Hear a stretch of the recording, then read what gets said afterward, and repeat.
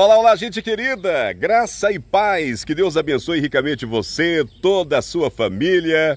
Bora conversar? Eu de cá e você de lá? Fale aí de onde é que você está assistindo ou ouvindo essa mensagem. Eu estou em Nova União, numa praça, vou mostrar para vocês. Lá tá bonito no estacionamento, dando uma descansada, finalzinho de tarde. E ó, tem até playground ali para criançada. A noite tá muito bonito aqui, né? Toda enfeitada para o Natal. Nessa praça aqui eu já gravei algumas mensagens que estão no canal Falando de Cristo na Estrada no YouTube ou aqui na página do Facebook Falando de Cristo na Estrada. Estou sentado aqui nesse velho banco de praça aqui, né? Um momento de reflexão, de agradecer a Deus por mais um dia. Amanhã a gente termina o trabalho aqui em Nova União e desço ainda para a próxima cidade antes de ir para casa. Mirante da Serra, conhece Mirante da Serra? Pois é para lá que eu vou amanhã, tá? Pessoal do YouTube, tudo bem com vocês? Pessoal aqui do canal Falando de Cristo na Estrada, meus amigos do Facebook, e aí, tudo bem com vocês? Já estão me cobrando aí a sequência da gravação do terceiro anjo, a mensagem do terceiro anjo de Apocalipse 14, tá? Então a gente já vai estar retornando aí com o estudo de Apocalipse 14, as 3 mensagens angélicas. Como eu disse para você, a gente nunca tem pressa, porque a gente gosta de apresentar um material de qualidade, porque são mensagens urgentes, as últimas mensagens que deverão ser pregadas, e estamos pregando para todo o mundo, porque é tema de salvação para você e para a sua família. Dia 24, domingo, véspera de Natal, eu estarei pregando na igreja Adventista do Sétimo Dia, Nova Jerusalém, lá em Rolim de Moura, e eu vou falar justamente sobre o Natal. O cristão, ele pode comemorar o Natal? Ele pode ter uma árvore, um pinheiro de Natal em casa? Ele pode ter um presépio ou visitar um presépio? Dentro da igreja pode ter uma árvore de Natal? Pois é, o tema vai ser bom. Você vai tirar aí as suas dúvidas domingo, dia 24, e provavelmente aí no próximo dia de Natal, 25, segunda-feira, estarei postando esse material aí, tá bom? Agora, antes, eu quero colocar aí o estudo das 3 mensagens angélicas, tanto no Facebook quanto também no YouTube. E aí você me ajuda a pregar a palavra de Deus, tá? Muito bem, ontem eu falei para vocês o motivo de estar mais vezes aqui no Facebook. Foi um chamado de Deus para continuar pregando e usar essa ferramenta, o evangelismo digital. E no finalzinho eu falei para vocês sobre essa motivação de ir para o céu, né? Lembra que eu fiz uma reflexão sobre o meu filho Diego, que vem com a família nos visitar em janeiro e ele está se preparando. Hoje mesmo ele postou mais fotos levando o carro lá na oficina para trocar mais 2 pneus, colocar 2 pneus novos, né? Então ele está se preparando aí para fazer essa viagem para Rondônia, e nós de cá estamos se preparando. E eu disse que, assim como nós se preparamos para receber o ente querido, Deus também está preparado para receber você e a sua família de braços abertos, porque Ele é um Pai amoroso. Então nós também devemos estar se preparando para fazer essa viagem. O apóstolo Paulo, ele vai escrever que ao ressoar da trombeta, os mortos em Cristo estarão ressuscitando primeiro, mortos em Cristo de todas as épocas estarão ressuscitando e terão um encontro com Ele nos ares, tá? Agora, essas pessoas irão ressuscitar glorificada. Significa que se alguém morreu em um acidente, ele não vai daquela forma, tá? Todo machucado. Ele será glorificado. Alguém que morreu de um câncer ou de alguma outra doença, ele vai curado, tá? Tá bom? Eu acredito que nem as marcas de cabelo branco, nem rugas, né, de velhice, que são resultados de pecado em nossa vida, nós teremos. Então teremos um corpo totalmente glorificado para encontrar com Ele nos ares. E o grupo de pessoas que estarão vivas e que estão em Cristo Jesus, né, também será arrebatada, será transformada ali num piscar, num abrir e piscar de olhos, e também vai para o céu. E a gente tem um pensamento que a missão dos anjos é reunir todas as famílias, os membros de cada família. Então, aquela grande multidão que João vai dizer que é incontável, né? E eu perguntei para você ontem se você está se preparando para fazer esta viagem, né? A gente tem que se preparar. Então nós primeiro precisamos aceitar Jesus como Salvador em nossa vida. Agora, salvar do quê? Eu já preguei muito sobre isso e eu quero continuar batendo nessa tecla. Um irmão, amigo meu, ele fez um comentário num vídeo que eu publiquei e eu vi que ele não assistiu o vídeo todo. Eu estava falando da segunda mensagem, caiu a grande Babilônia, e explicando quem é Babilônia no tempo do Antigo Testamento e a Babilônia moderna, ou o que nós chamamos de Babilônia espiritual, onde haverá uma união do poder político e do poder religioso. A Babilônia é a mulher, né, de Apocalipse capítulo 17, aquela que tem o vinho. E esse vinho da sua prostituição, da sua fúria, é distribuído para toda a população. Todos beberão, então em algum momento nós já bebemos também. Os reis da terra irão beber ao ponto de se embriagar desse vinho, né? Então a grande Babilônia, ela oferece esse vinho. O que é esse vinho? Esse vinho é um evangelho adulterado. Então a Bíblia, ela vem falando o tempo todo de falsos ensinamentos, de falsos evangelhos, falsos pregadores, falsos profetas, falsos apóstolos, né? Que dão, eles são filhos dessa prostituta. E eu sei que dói, né? Eu sei que dói quando a gente toca nesse ponto, porque a palavra é pesada e ele distribui desse vinho, desse evangelho corrompido, um evangelho com pitada humana, um evangelho que se adapta ao ser humano e não o ser humano se adaptando ao evangelho, né? E eu vi que ele comentou, ele fez assim, olha, eu até fez um elogio aos irmãos adventistas, né? E depois ele fez uma autocrítica, uma crítica construtiva, citando ali Gálatas capítulo 3, e ele veio tocar no assunto da lei. Para ele, o entendimento dele é que os adventistas pregam que a salvação é pela lei. E eu disse para ele que ele fui lá e escrevi, está equivocado, tá? Nós adventistas, nós não pregamos a salvação pela lei. Nunca, tá? Nós pregamos a salvação pela graça. Nós somos salvos pela graça. Ministério de Jesus Cristo, a morte, a ressurreição, só que nós vamos um pouco além. O ministério de Jesus Cristo no santuário, agora, neste momento, em nosso favor, conforme está ali em Hebreus. João mesmo vai escrever, né? Olha, filhos, eu escrevo para que vocês não pequem. Agora, se vocês pecarem, há um advogado no céu, Jesus Cristo, né?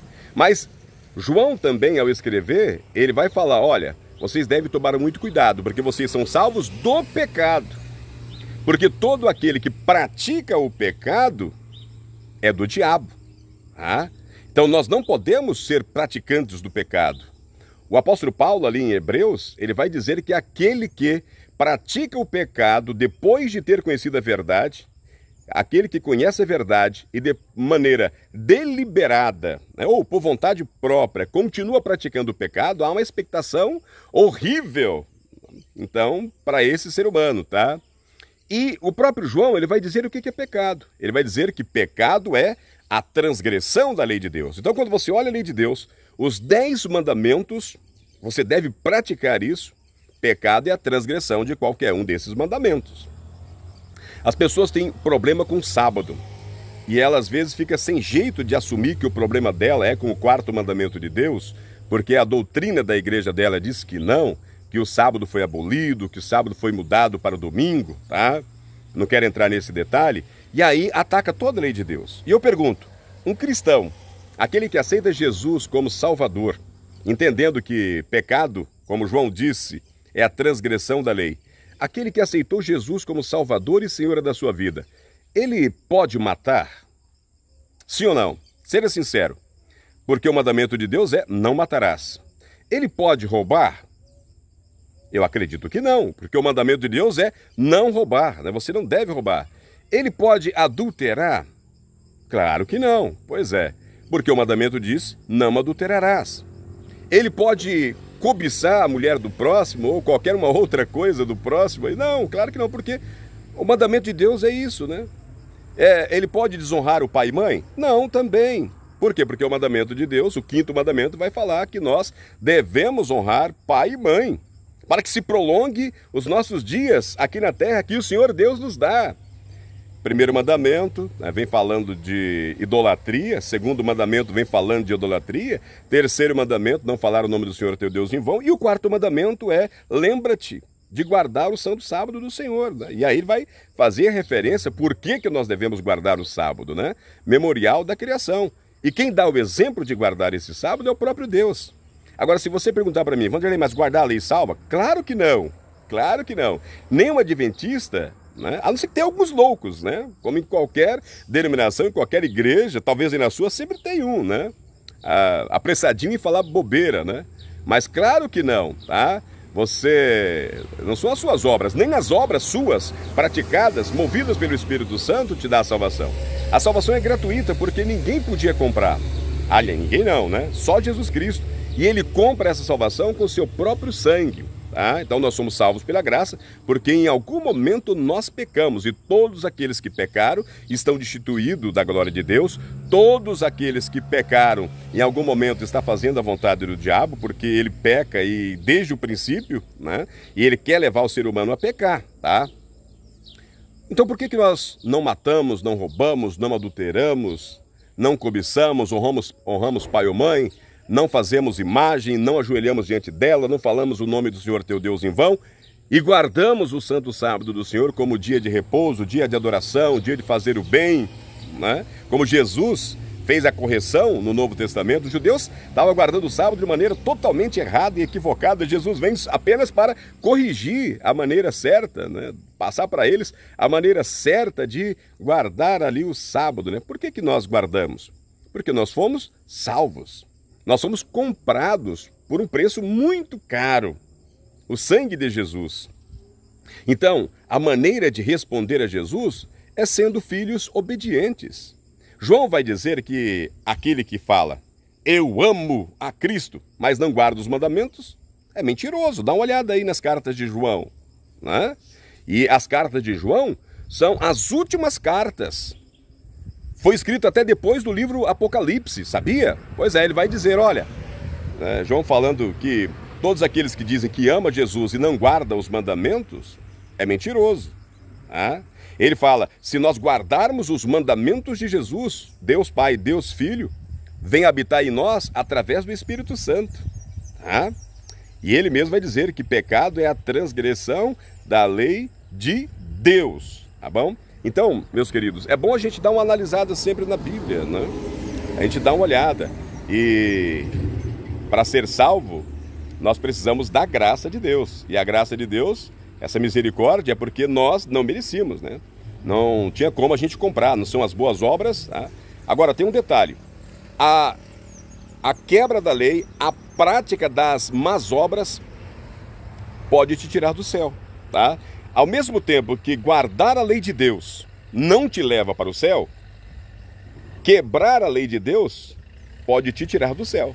Se você matar alguém e não tiver um arrependimento sincero, não tiver uma conversão sincera, né, e Jesus voltar, você pode perder o céu porque você matou alguém.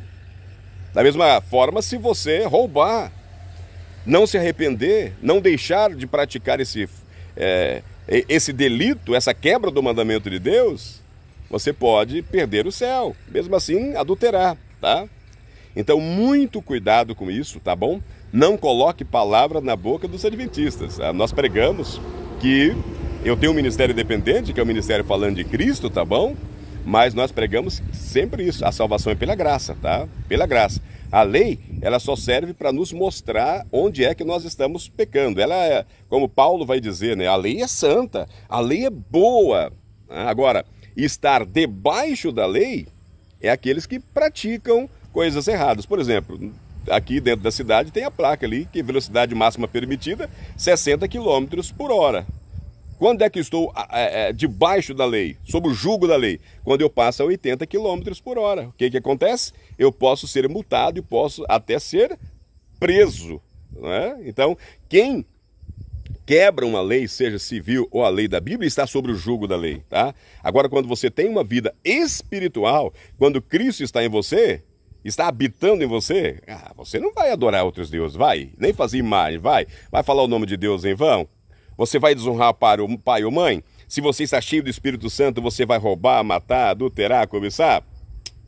Acredito que não, né? Então, nós acrescentamos aí como adventista, acrescentamos não, nós lembramos aí que o quarto mandamento que Deus escreveu com o seu próprio dedo, né, também faz parte dessa lista, tá?